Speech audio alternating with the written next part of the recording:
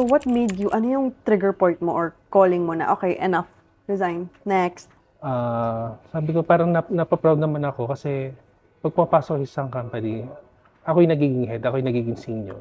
I know how to lead sa mga team. Sabi ko, ito na ba yung sign na parang inaral ko yung inaral ko talaga kung ano yung field namin. Sabi ko, kung ito na kung ganito pala pinapatakbo yung business, bakit hindi ko subukan? Kasi ang mga Pilipino talaga sobrang madiskarte, sobrang matyaga, kahit na walang tulog yan, kahit sa opisina, okay lang yun eh.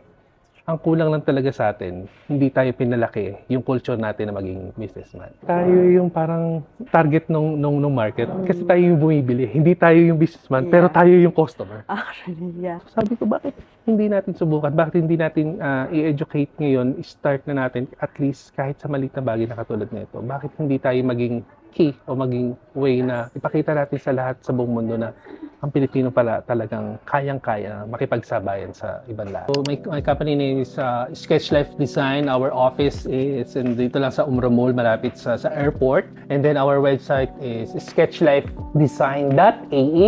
And our Facebook is also Sketch Life Design. Follow us on our Facebook and our website.